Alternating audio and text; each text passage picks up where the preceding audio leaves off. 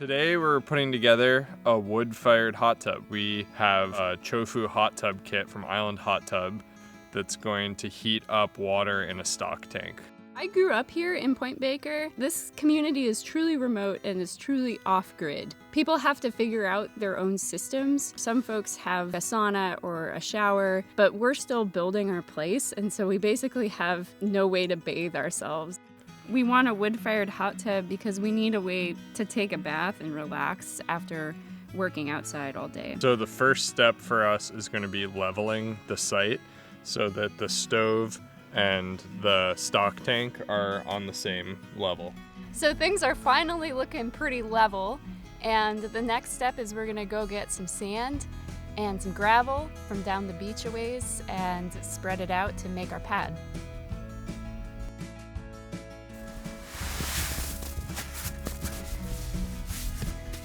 This is gonna look good. So this is a fish tote lid. We scavenge it on the beach. A lot of trash washes up on the beach near us, and we're gonna put it to use for a deck we're gonna build. We're gonna put a couple pieces of pressure treated lumber on it, planks of cedar across. We've got lots of rock and brick down to support the stove and keep it from getting super muddy when it gets wet. And this is the cedar platform that we'll step out onto when we get in and out of the tub. We're gonna put the whole stove kit together now. Chofu stove just arrived. Island Hot Tub's the only distributor in North America of these, and basically it's a thermosiphon wood stove, so it's gonna circulate the hot water through, and we're super excited to set it up.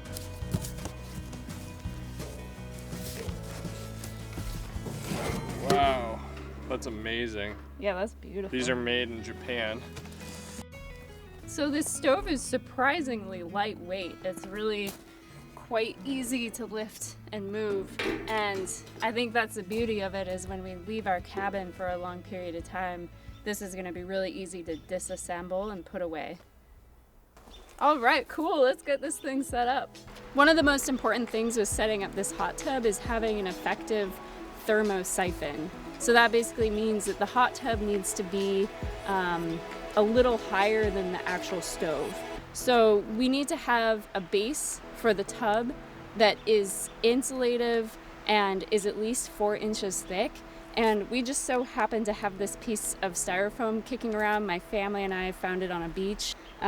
This is kind of a cool part of living out here. When we found this, it's a piece of trash. It was probably part of somebody's dock at some point, but now we get to build it into our tub. So we need to trace the hot tub, and then we'll cut it out, and then that'll be the base for our tub.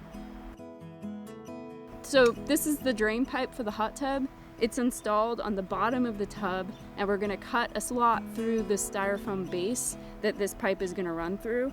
We're gonna go ahead and install it right here. Now we're just gonna install the drain pipe. So to protect the styrofoam from sun, you need to cover it with something. We're just gonna put a contractor bag on it, but you could paint it with a black or brown latex paint, which would probably look really nice.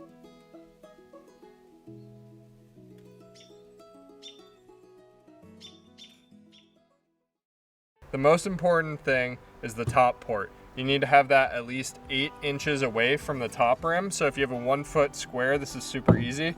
So we can measure down. The mark we made, it's 9 inches from the top. So that checks out with the specs from Island Hot Tub.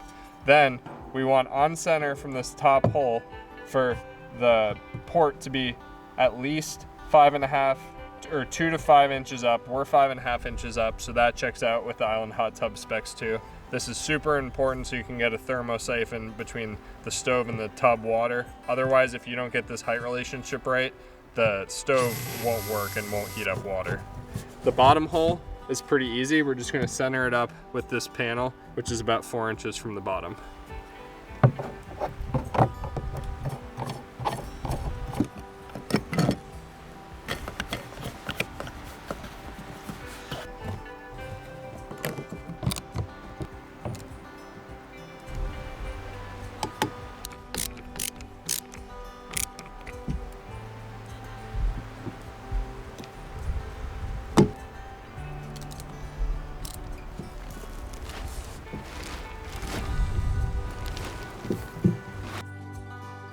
So your kit comes with these connectors. They're like rubber tubes. They have a 90-degree on them, so if you wanted to like hook your heater up at an angle, you could. We just went for a more simple connection, so it's fine to cut these. So we're gonna cut this one down pretty short for that top connection, and then the bottom one we'll cut just to be a little bit longer, and then we'll attach those with hose clamps.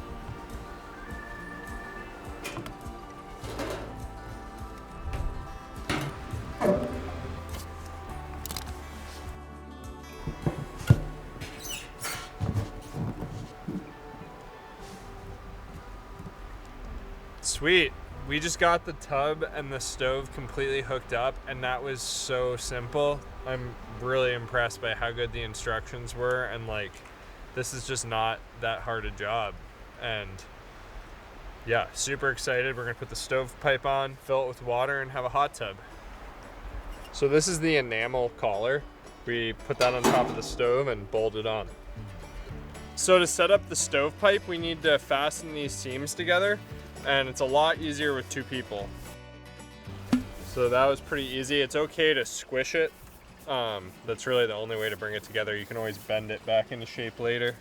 So the next step is to connect all these sections of pipe together. So you're gonna need a drill, and you'll use the cobalt bit that comes with your kit. And then you're gonna use these sheet metal screws. We're gonna put 3 screws per section.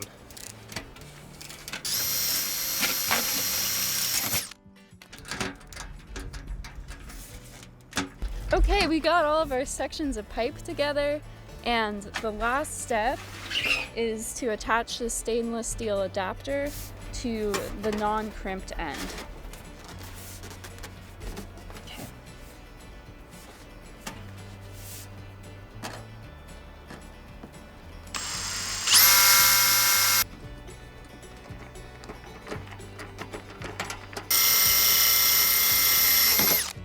Hi there.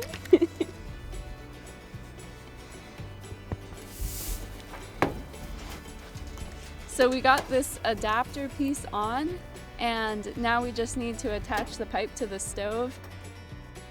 It's really easy to take this stovepipe on and off, and Island Hot Tub recommends that you don't screw it to the base here. And the reason for that is this is a pretty tall stovepipe, and if there was a windstorm, it could get blown over, or maybe somebody just knocks it. So when you're not using the stove and not using the tub, it's recommended that you actually take this pipe off, and you can put a pot lid over it or maybe a tub over your whole stove.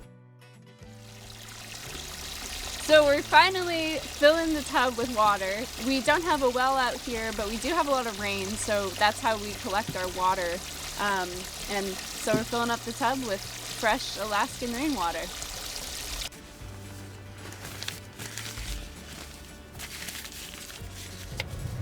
When you start a fire in the Chofu stove, you start by placing a large amount of wadded up paper on the grate, and then you cover that paper with slender pieces of firewood, and you leave a lot of airspace between the wood.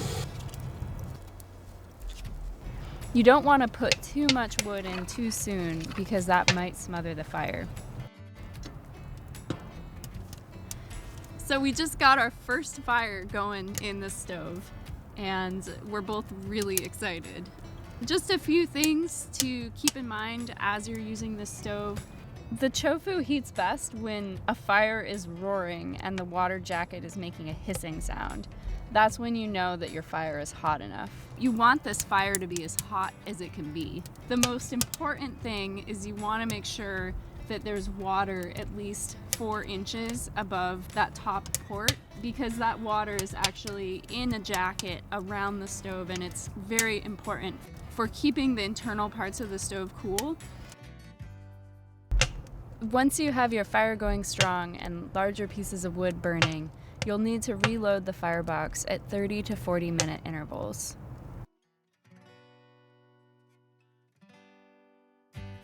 So while you're heating up your tub, the cold water is going to sink and the hot water is going to rise, so you're going to have this gradient between the hot and cold, and that's where this old oar comes in that someone broke a long time ago.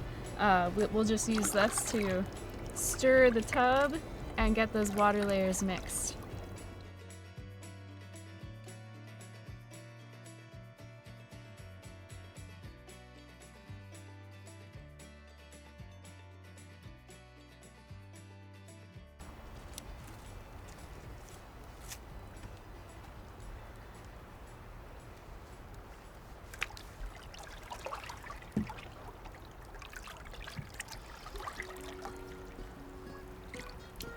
That's perfect.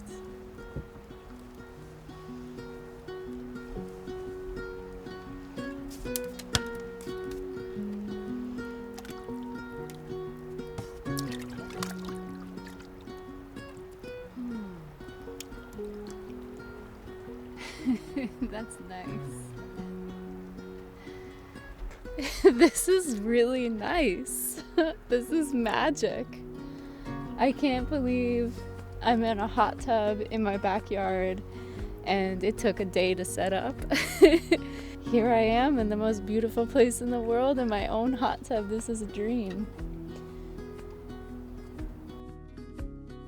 I mean, we all know that moment when you get into a hot tub and it's just like pure bliss. But it's so lovely in this remote place where we don't have a lot of creature comforts, and it all came together so quick. It just took us a day to set up the tub, and this fire heated this up in it seemed like less than 2 hours, maybe like an hour or so.